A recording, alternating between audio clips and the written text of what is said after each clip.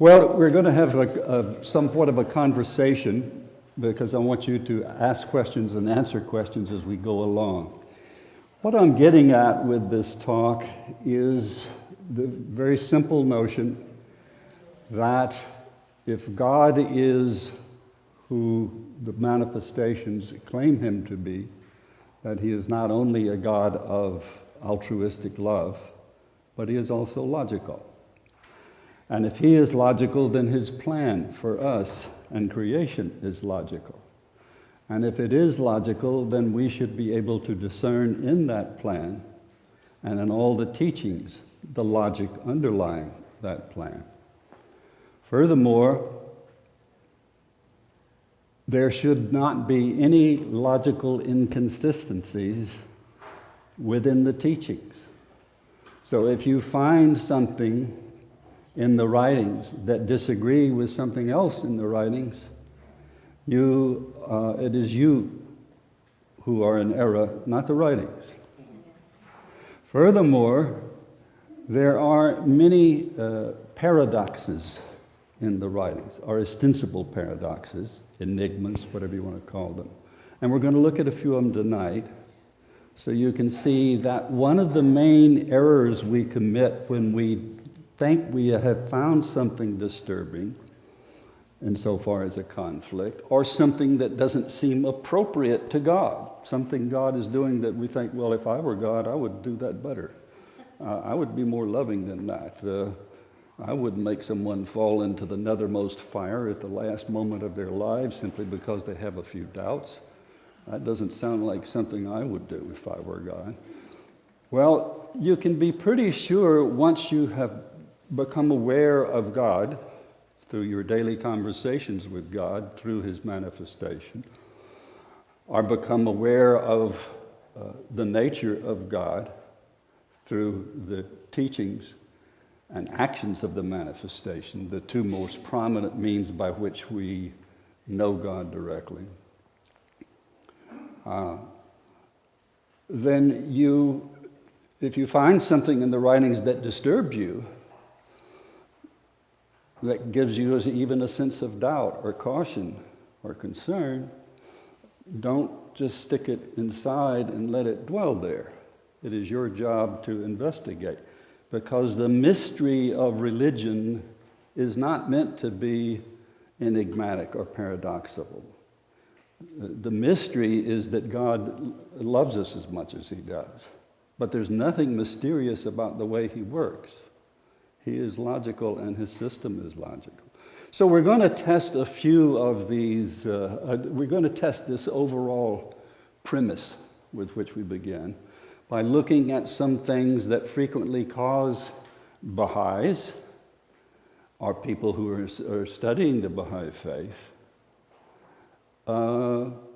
trouble. And you think, well, I don't understand why on the one hand he says this, on the other hand he says that. So we'll look at a couple of things, such as free will in the afterlife. Do we have free will in the afterlife? Such as whether or not when we enter the presence of God,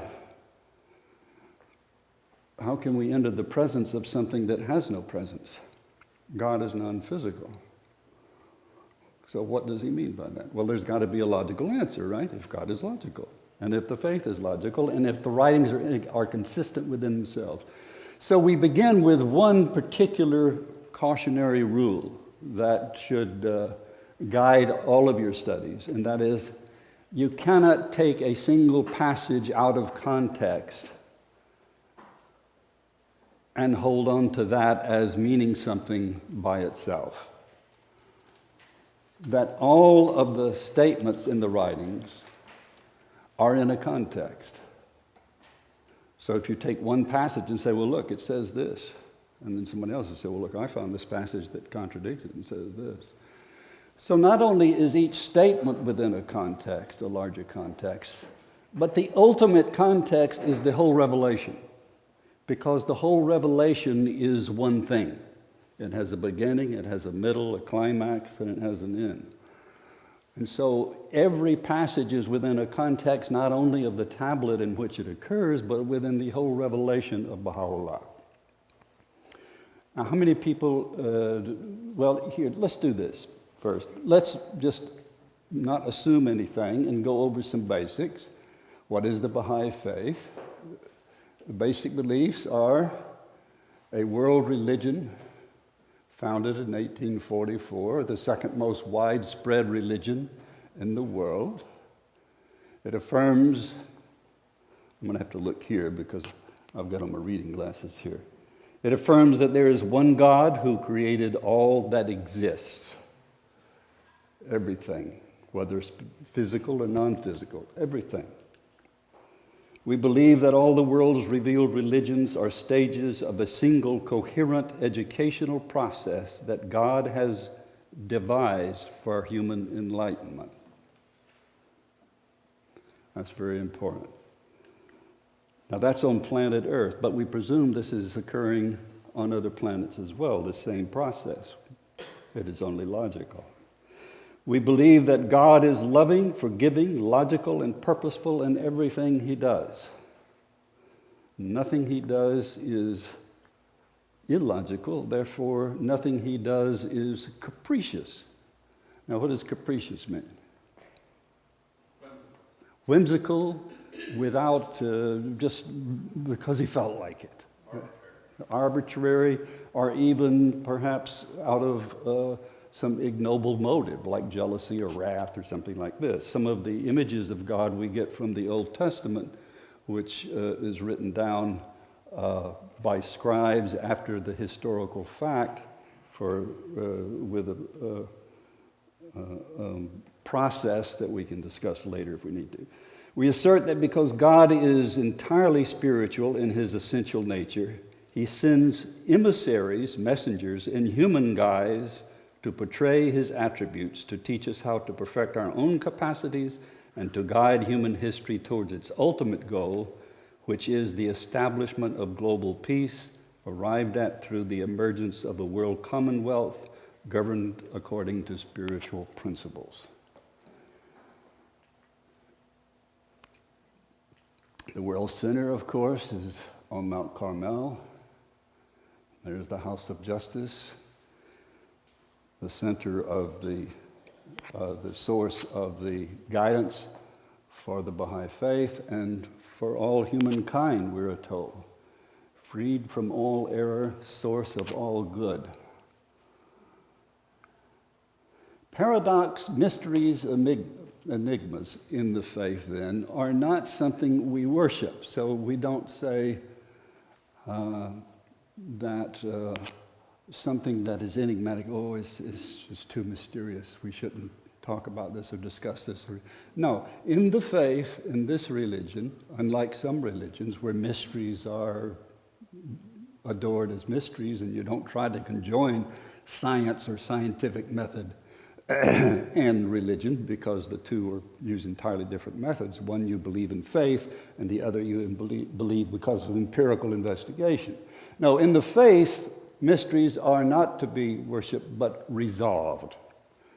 And you may not resolve all of them in one night or in one lifetime, but we are fortunate that Baha'u'llah has assured us that we live eternally, and we have an infinite amount of time to understand them or get to know them. God has endowed man with intelligence and reason, whereby he is required to determine the verity of questions and propositions. If religious beliefs and opinions are found contrary to the standards of science, they are mere superstition and imaginations. For the antithesis of knowledge is ignorance, and the child of ignorance is superstition. Unquestionably, there must be agreement between true religion and science.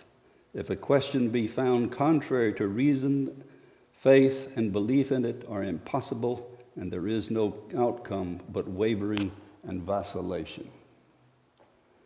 If a question is found contrary to reason.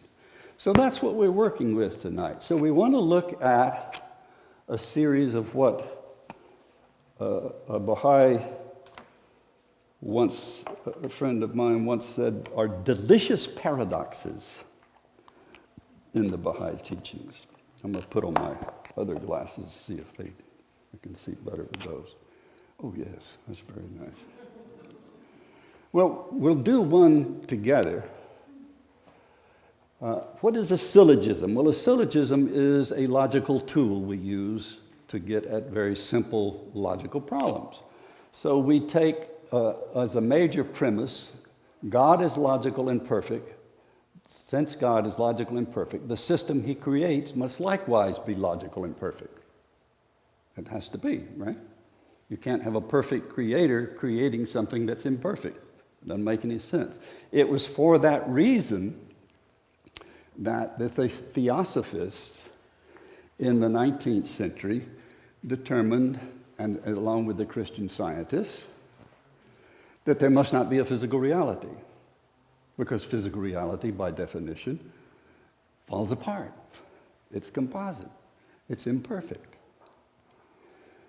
Minor premise. There are apparent contradictions among the statements in the writings. Conclusion. Therefore, all apparent contradictions are misunderstandings on our part. Now, I already did this one for you just a few minutes ago, but here you see it spelled out as a logical argument. If this is true and this is true, then this must follow. That's how you work. That's how we figure them out. So let's do a few. Clues to solving these mysteries. Literal versus figurative or symbolic. One of the most injurious processes in previous religions insofar as getting confused about the logic of God and his methods is taking that which is meant to be symbolic as literal.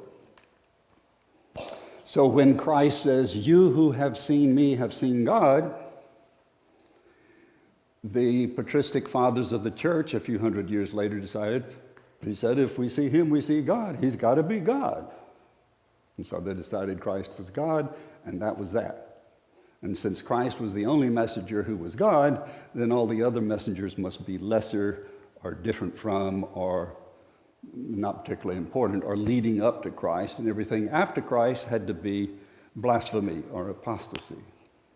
The same way that Muhammad says, I am but a man like you, but I am a prophet, and I am the seal of the prophets, the last of the prophets. You take that literally, no more prophets. All right? So what does he mean by that? Well, that's one of the major things you have to watch out for. You can't take a statement out of context. I just mentioned that before. And we'll see a couple of those in a minute where we see that Baha'is do the same thing. We're not immune to any of these processes. Just because we have the writings doesn't mean we know how to read them or understand them. Since God is logical, purposeful, and smart, there must be a logical solution. Human purpose. All right, here comes an easy one for you. I'm sure you can get this. Here's the major premise. I bear witness, O my God, that thou hast created me to know thee and to worship thee. Right? Two things we're supposed to do. And the means by which we do this are spelled out in the preamble of the first paragraph of the Agdas. How do we learn to know and to worship God? What does that mean? Translated in the terms of the law, the book of laws, the most holy book, we do what? Recognize the messenger, and as you say, and then do whatever he says, do the teaching. So to know and to act out that knowledge. All right, to know thee and to worship thee. But let's just deal with knowing thee. Within the compass of 200 pages, this is Shoghi Effendi speaking, Baha'u'llah proclaims unequivocally the existence and oneness of a personal God. That's important because personal God is a very important connotative meaning. What does it mean to you, to most people in most religions? A personal God, as opposed to, say, a deistic kind of God. Anybody know? One to whom you can relate. one that is both concerned with you and to whom, yes, with whom you can communicate directly. One who is as opposed to God as the mechanic who sets the laws of the universe in motion and it goes on as it will. But here we have God is unknowable and inaccessible. So now we have a paradox. We're supposed to know a being who is unknowable.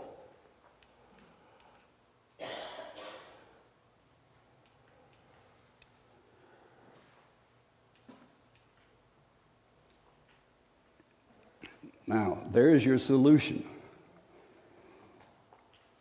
One of your solutions. There's another one that's even more impressive. What is the solution then? George really stated it when he answered the first question. Implicitly, he did. We know God through the manifestations. So God without the manifestations would be unknowable to us. But because he sends someone who is God expressed in human form, as much as godliness can be expressed in physical terms, the manifestation is God. And that's why Baha'u'llah says in the Igan, if they say, I am God, in that station of essential unity, they're speaking the truth. There is much about God as you will ever understand. All right? And here you have another clue to resolving this paradox of how we're supposed to know something that is unknowable. All right? What is that? Essence. What does essence mean insofar as you are concerned, or the manifestation is concerned, or insofar as God is concerned? Because we say God is essentially unknowable. Well, sometimes the word essentially simply means mostly, primarily, basically. But here you can see it's a capital E. It's talking about something else. When we say God is essentially unknowable, what do we mean? The essence of God, what we would say God's soul, which sounds kind of strange, but yes, our own soul is unknowable, Baha'u'llah says. All right? The soul of the manifestation. So spiritual essence, the essence of us is our soul, which we understand ourselves only in as much as it's communicating through our brains to our consciousness, which, as we find out, is the second we die, is distinguished from this mechanism here. This is a transceiver through which the soul, the spirit, the mind, the rational soul communicates with everyone else and with ourselves so long as that mechanism is attached. So the solution is that not only the manifestation, but everything that God has created is a means by which we can know him, if we understand what to look for. And what are we looking for? When we're looking for the signs of God in material reality, we're looking for virtues, attributes, godly things. So what does a stone have to tell you about God? Well, if it's polished, it can show you that you take something crude and rough and make it beautiful. By what? By rubbing it. Well, what would rubbing symbolize with a human being, for example? Regularity. Pardon? Regularity. Regularity, what? Conflict. You're rubbing off the rough edges with struggle. What else? Pardon?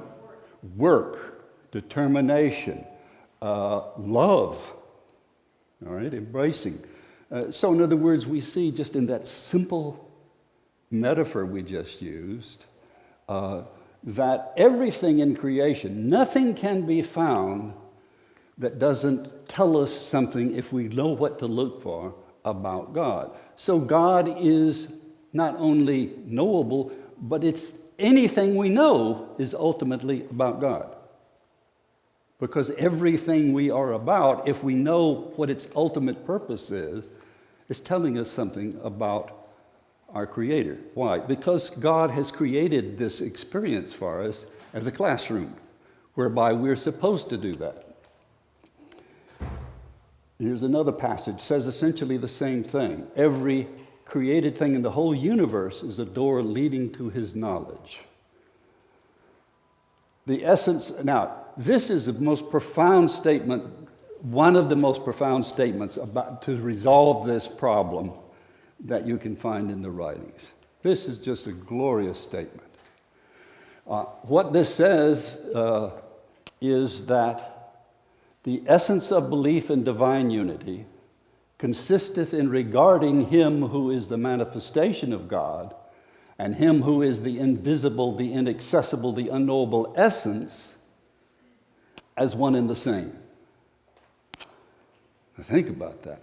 That means if you want to know the essence of God, the closest you're going to come to it is by considering the manifestation as exactly the same as that essence. That's the best you can do.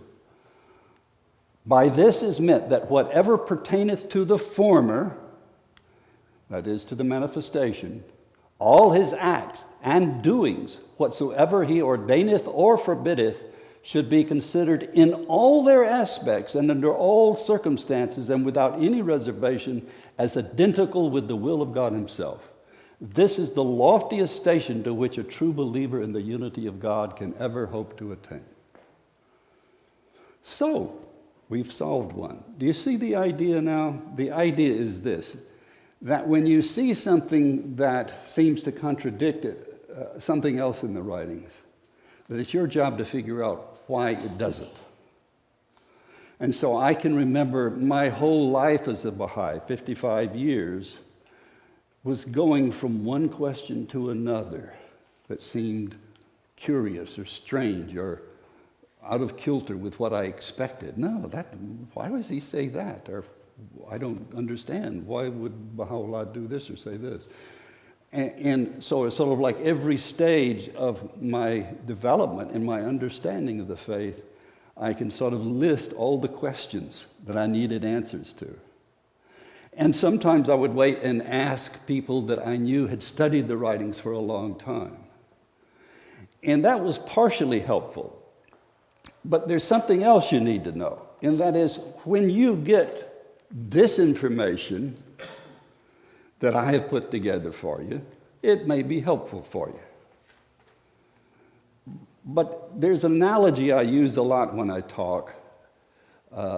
If a teacher is teaching you math and says, all right, 5 plus 3 equals 8, I want everybody to memorize that, and the class memorizes that. Now, if you ever come across that, you'll know the answer. Now, that's useless, isn't it?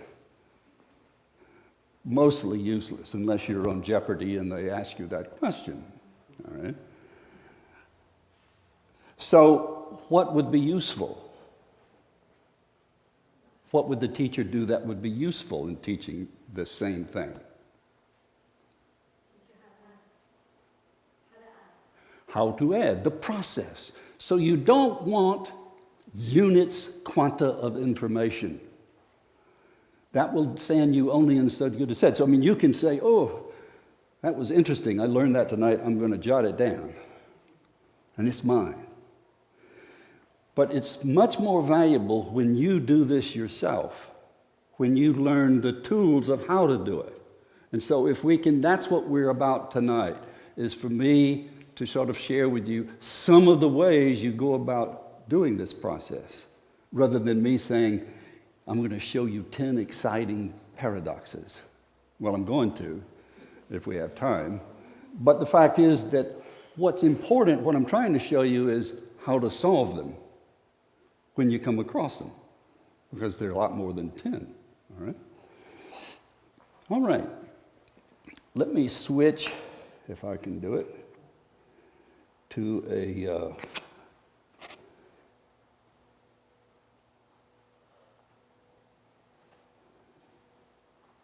now I have to switch glasses.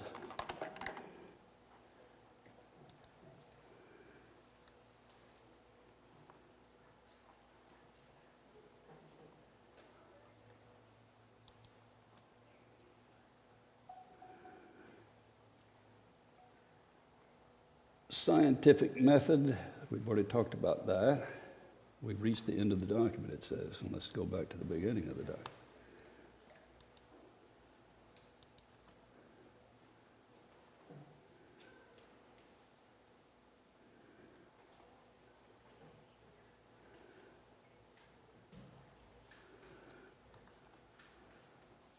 Human uniqueness. Okay, that's not what I want.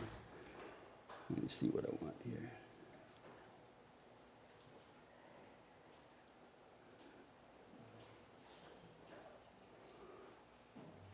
All right, this is one more passage in regard to what we were talking about the essence of a spiritual thing is essentially unknowable. Its essence can't be known. Here's where we have a passage in the writing that, now you're not seeing what I'm seeing. Well, let me go back to the PowerPoint then.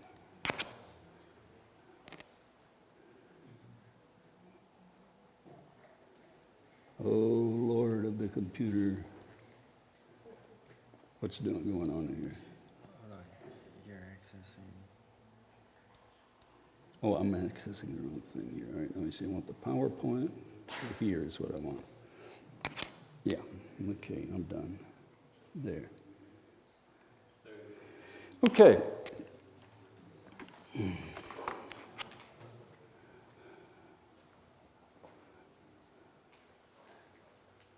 I've shown you this before, those of you who've been here before when I've talked. It's always useful because it can be used a lot of different ways.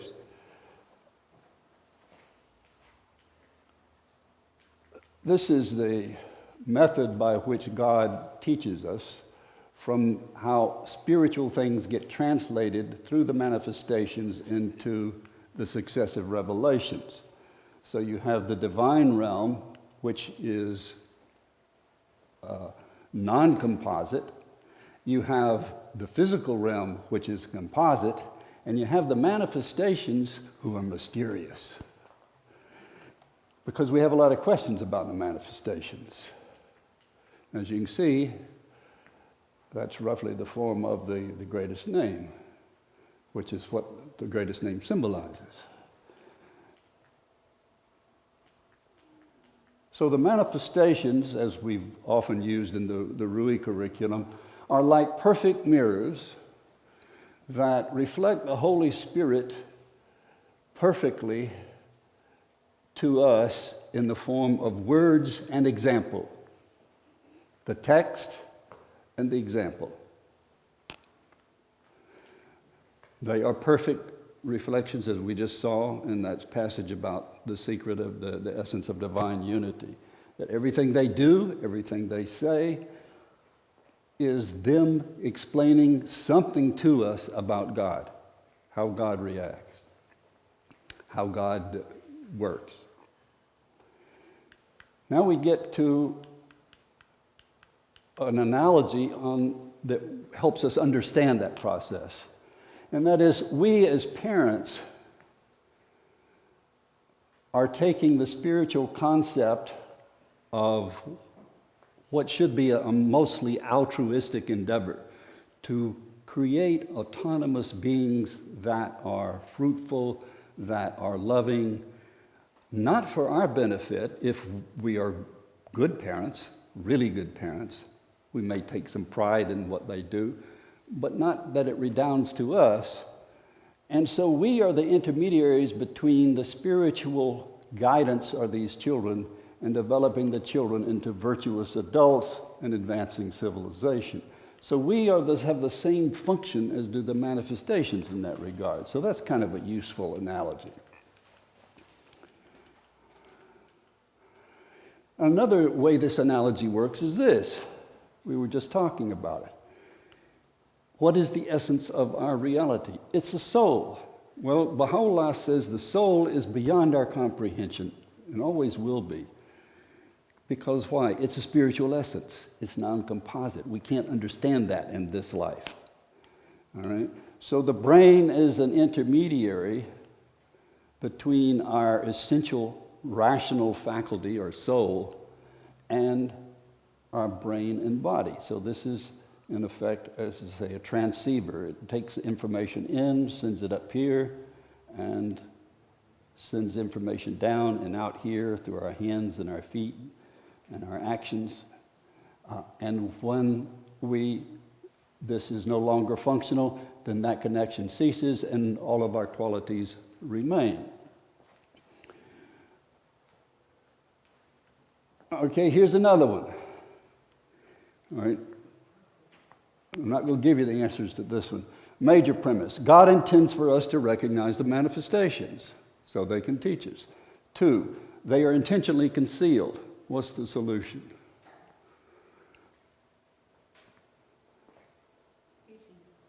Pardon? Teaching us how and what are they teaching us? It's like wrapping a present. If you wrap it, you want to open it more. All right, but if the present's hidden, you don't know to open it. Well, it's intentionally concealed. Like, you don't want to like just say, "Hey, I bought you this." You put it inside a box, so there's a little moment of anticipation. But you have to know that someone's giving you a present and that the present is a present. So you already have to know what you're looking for, right? All right, it's still a good analogy. You're right, that's still a good analogy. Because the fact is that if God said, or if the manifestations say, the Bob said, him whom God will make manifest will appear well, he does say he'll appear in the year 9, doesn't he? But of course he says, but for the benefit of my loved ones, delay revealing yourself into the year 19. And so Baha'u'llah does that, and he reveals himself in Baghdad in 1963 rather than in 53, which would have been the year 9, where he's actually said that God says, begin. So he conceals himself even further. But they're concealed purposefully in the sense that instead of saying he will be in Baghdad in the garden, be there. Of course, the wise men knew where Christ would be because they knew what they were looking for, right? But they are concealed to test us and teach us. But again, take that a step further. What is it teaching us? You said... To mystify us. Why? What good is it to mystify someone? To make them interested in seeking something more than the corporeal. Very good. That's a good answer. That we must find something that we're looking for that's beyond physical attributes, so that we don't go for someone because they have a fancy mansion or drive a gold Cadillac. Yes? When you find yourself, it becomes that soul within you. So that's the purpose to consider. All right. So it becomes, in effect, something you have accomplished on your own rather than something you have inherited or something that's been given to you.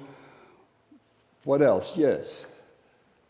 Thousands of false prophets out there. Say the false... Thousands of false prophets. Thousands of false prophets, all right? Christ said, beware of false prophets, and so on. Yes?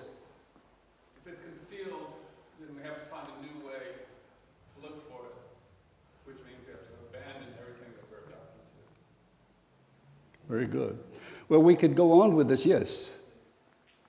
But they are intentionally concealed, except to those who are believers that have made the process to get there. But notice this. Once they announce who they are, they don't hold back. Christ goes before the Sanhedrin and says who he is. The Bab goes before the council in Tabriz and says, I am the promised one. I am the one whose name you have for 1,000 years invoked.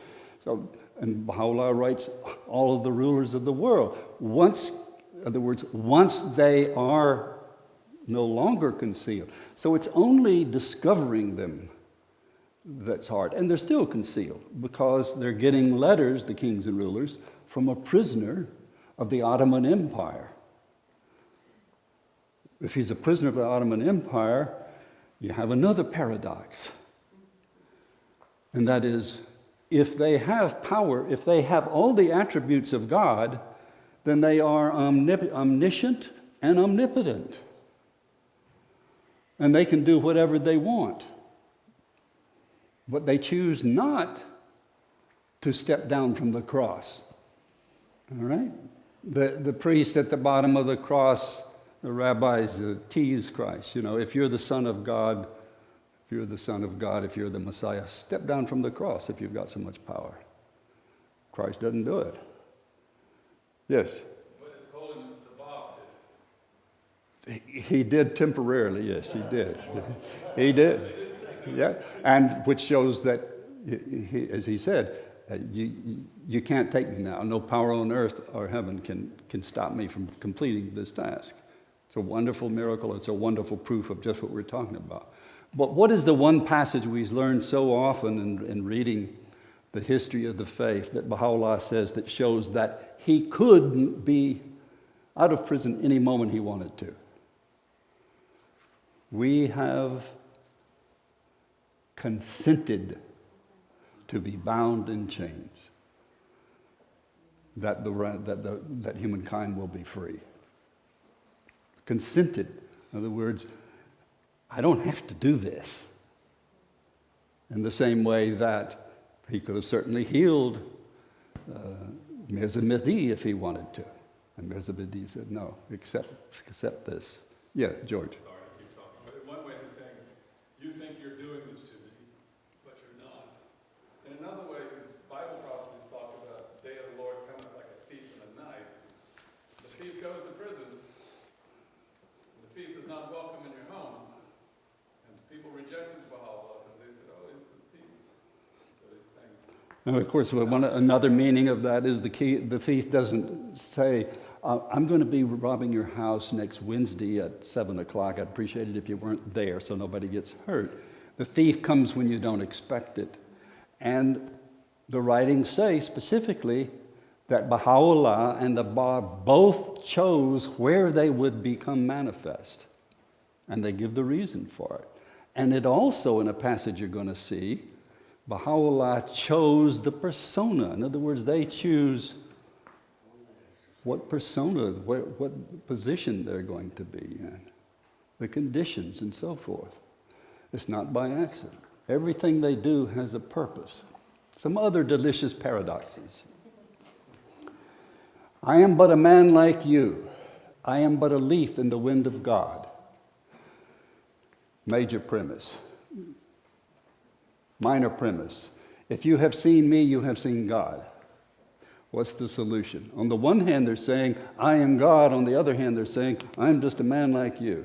Baha'u'llah says, I was asleep upon my couch, or I was like a man asleep upon my couch. All right? Right away, you know that that's symbolic and not literal. Why?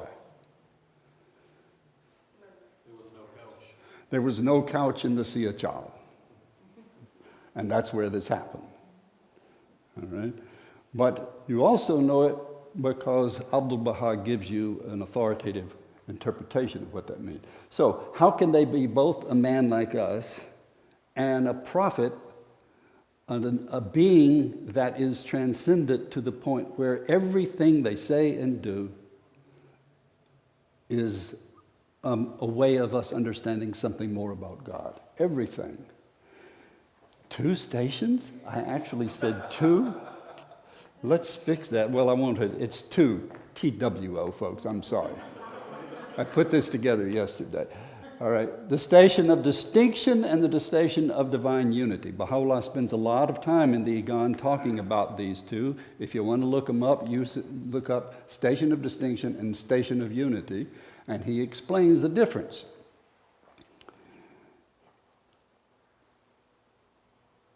Let's see. Okay, here's another paradox for us. If God is just, is he not also logical? If he is logical, is he not also predictable? In other words, if you don't know what's going to happen, but God is logical, should you not be able to figure it out? How can God be but ever forgiving? These are several balled up into one. O friends, help ye the one true God, exalted be his glory, by your goodly deeds, by such conduct and character as shall be acceptable in his sight. I don't know if that's a good one or not. Let me see. Well, it is in this sense. Okay, here's a nice one. God is loving, and God is ever forgiving. It is clear and evident that all men shall, after their physical death, estimate the worth of their deeds and realize all that their hands have wrought. I swear by the day star that shineth above the horizon of divine power, they that are the followers of the one true God shall, the moment they depart out of this life, experience such joy and gladness as would be impossible to describe, while they that live in error shall be seized with such fear and trembling, and shall be filled with such consternation as nothing can exceed. Wow. Now, when you first hear that, that sounds like we got two ways to go. We're going to make it, or we're going to be filled with fear and consternation. Which sounds like a replication of the Christian and Judaic concept of heaven and hell, and the Muslim concept of heaven and hell. Either you make it or you don't. I'm sorry, one more good deed, and you would have had it. But it's over. It's done. You are filled with fear and consternation for eternity, and you are happy for eternity. What's the solution to this? This is a toughie. This is a difficult one. Think about it while I try to find another passage here that I want to. And I know what to look for here. Let me see. I want to find... Acceptance of suffering. Hold on, just a sec.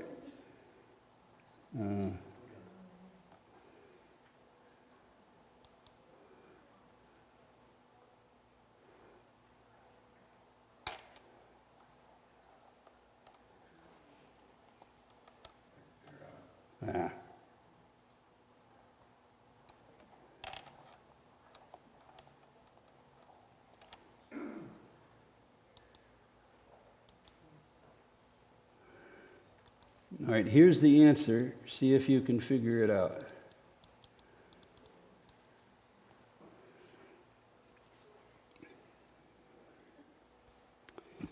Let's read this one together.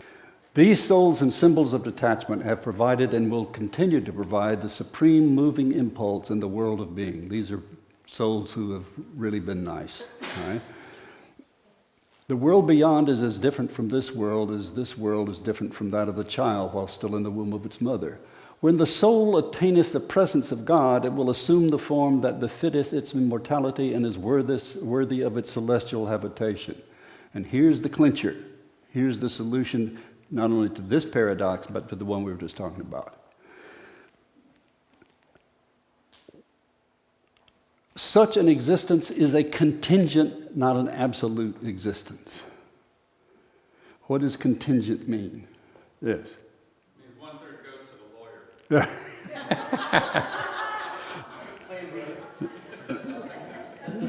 In something other than legalese, can we have an answer? Contingent. It depends. It's dependent on what happens next.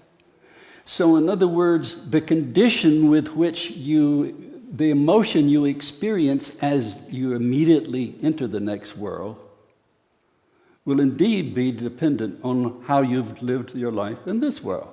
But it's a contingent state. It's not absolute or eternal. In other words, you have a chance to improve, to be forgiving. Why? Because God is ever forgiving.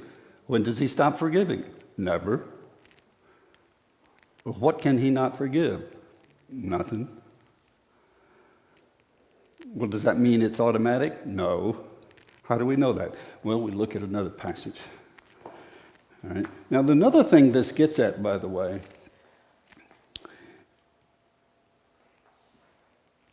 is the presence of God.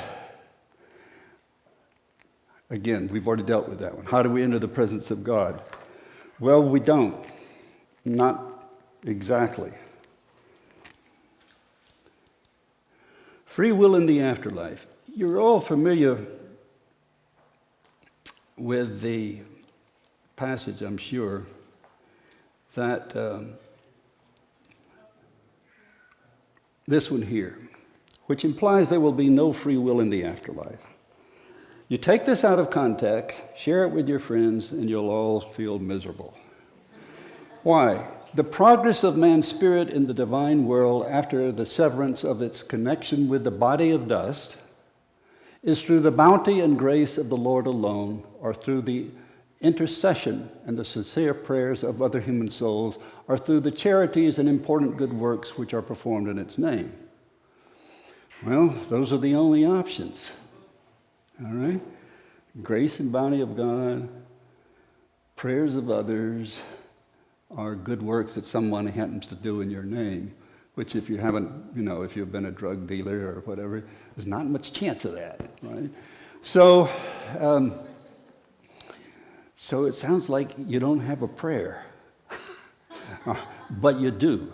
And that's what this next passage is about, if I can get it here. Now, look at the highlighted part. As here, they can receive light by their supplication, their prayer. There also they can plead for forgiveness and receive light through the entreaties and through treaties and in supplications. Through their own prayers and supplications, they can also progress. Now, who are they? Well, look at the first line. It is even possible that the condition of those who have died in sin and unbelief may become changed. So in other words, now we go back to the other paradox. What is it you initially experience? What is appropriate for you to experience according to how you've lived? That's your initial experience. And if you review your life, because Baha'u'llah says you will, upon entering the next world, review how you've done, assess it, and you're going to feel pretty bad if you've done poorly, but it's not either or. If God is able to provide you with a unique life, in other words, no one has ever been you. No one has ever lived exactly the same life that you have lived. No one ever will. You are unique in all of creation. Can you imagine that the afterlife would not also be capable of being tailored to the exigencies of your life? In other words, instead of you get it, you don't get it. Instead of you're miserable, you're ebullient, you're happy. No, you are whatever is appropriate to your particular situation. And your education from that point on will be tailored to your appropriate situation. Why? Because God is that smart. And God is that capable of fashioning an experience just for you. Just as He shaped this experience just for you. And so you can see, even if now, to back that up, of course, we have the passage in the Agdas where Baha'u'llah says what about Mirza Yahya? Mirza Yahya, of course, was the half-brother of Baha'u'llah, who was the most grievous covenant breaker, except for the one who exhorted him to break the covenant, and Sayyid Muhammad of Isfahan. Now, what does he say about Mirza Yahya that's so important about this in the Agdas?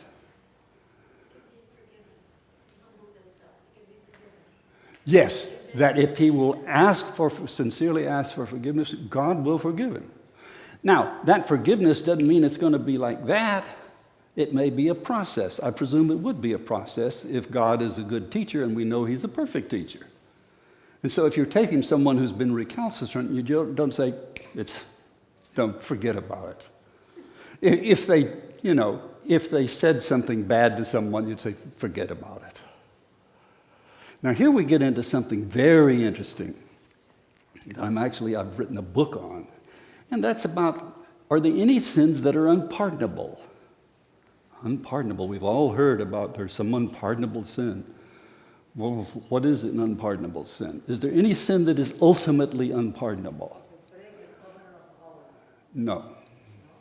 If he just said to Mirza Yahya, who broke the covenant, you can be forgiven, then any covenant breaker could be. Now, of course, the question is, will he do it? Will he say, I see the error of my ways? Because this goes to another paradox. Love me that I may love thee. If thou lovest me not, my love can in no wise reach thee. Know this, O servant. Why is that a paradox? Because God is all powerful, and yet God can't impose his love on you. Why? Because love, by definition, is a reciprocal relationship. And therefore it requires two free wills conjoining. All right? So that means, again, we got free will in the next life. Otherwise, Mirza Yahya couldn't ask for forgiveness, nor could these people here. You can't pray without free will. Otherwise, it's meaningless. I ordain you, I order you to pray for forgiveness and to be apologetic and so on. What meaning does that have? It has none. It's sort of like ordering your children to love you. You know? You can't. You can only make your love available to them unconditionally. But it's up to them to reciprocate so you can have a relationship. Same thing that God is saying when he says, love me that I may love thee. Okay. So, any questions or comments on that one? That's a very important one. You said unpardonable sins, is not teaching your children unpardonable? No. Let's put it this way. And this is my own thinking, and there's some things in the writings that support it. When we say something is pardoned, you're a lawyer, you tell me, what does it mean when it says you're pardoned? The governor pardoned you. That you're guilty, but we're not going to hold it against you. Not necessarily you're guilty, but what does it mean effectively insofar as the law is concerned? You're not convicted. It never happened legally, right? So this is how I accept what is meant by pardon, that it, in effect, yes, you did this, you're aware of it, and now you're ready to move on. So you're pardoned for this. But there are things for which you shouldn't be pardoned, for which you need to dwell on, whether in this life or the next life. There are things you need to think about deeply, to feel remorse, so that you will understand the gravity of what you did. And of course, the most grave way of understanding what you've done, if you've done harm to someone else, which is the greatest harm you can do, is to feel what they feel. So maybe we'd get a taste of that. Who knows? So what sins are unpardonable in the sense that they're not immediately, you're fine, you're ready to move ahead. You see what you did, but none of it's worth your dwelling on. So this is my understanding alone. It's based somewhat on the writings. But you see what I'm saying how there could be a distinction between those acts you have done where you need to be made aware of the gravity of what you did so that you can improve. All right? So you can go on. As opposed to those that said, you did this, you see you did this, but it wasn't significant enough that you can't be pardoned for it. So unpardonable sins to me would be anything you have done where you need to learn something from it more. That you need to be made aware of it, feel remorse, maybe great remorse. Okay? So we see here that we've already distinguished between what you experience when you immediately pass the next world and the process that goes on after that. All right? Because this is preparation for something more expansive, not less expansive, where your capacities are greater, not lesser. And that includes every human capacity you have, All right, let's deal with another one. This will be our last one, and I'll just let you go some questions. It's on the thing, but I'm just going to tell it to you so I don't have to try to find it. There are some Baha'is I've heard who are afraid, well, they're not afraid, they just accept it as a fact, that we're not going to have any emotions in the next life. Because after all, your emotions are caused by neurotransmitters going across the synaptic clefts in your brain. And once your synaptic clefts and your neurotransmitters are gone and in the grave, how are you going to feel emotion? What do you say to that? You're all accepting that, eh? And yet the writings clearly talk about, it just said, those who, what you're going to feel, didn't it? As soon as you go to the next world. You're going to feel very good, or you may feel very bad, or you may feel something in between. All right? So how are you going to feel if you can't have emotions? Well, here again, the answer is simply you go back to the brain as intermediary. In other words, the brain is not the source of your emotions. All right? The brain is a transmitter of emotions. The emotion precedes the act of the neurotransmitters, though we also know that while we're hooked up to this thing, it can cause us to feel things that aren't warranted, either depression or all kinds of emotions that the chemicals can get messed up and so on. But once you're severed from this defunct machine, you don't feel these emotions that aren't warranted. I don't know if that's clear or not. But in other words, suffice it to say that the answer to that is, sure, we feel emotions. What would the afterlife be like if you didn't have that essential human capacity to feel emotion? So in other words, when we're talking about what we take with us, we take our reason, our memory, our emotion, our will, everything that's important about you. And of course, here's another paradox. I like this one. This is a silly one, but we talk about, there's this question, I think it's in Lights of Guidance. Are there such things as soulmates? Will I be with my husband? Will I be with my wife? Will I be with my best friend? Will I be able to take my dog? And you want to be husband and wife forever, which no doubt is true that we can be companions with all sorts of friends. But what the idea of husband and wife, why does that seem to sort of dissipate with profundity as we contemplate the next world? What is missing? Huh? No sexual identification. You are a soul. Male soul different from a female soul? No. No. Okay. So that's an interesting thing to contemplate, isn't it? We don't have to worry about sexism or these things that are totally dependent on physical, psychological, sociological determinants. Any questions before we quit? There are all kinds of paradoxes. Enjoy them. Don't fear them. And don't stuff them away inside because they build up and they cause what? Pardon? Acid reflux is actually a symptom of what they cause. What they cause is doubt, and doubt causes acid reflux, or GERD's disease.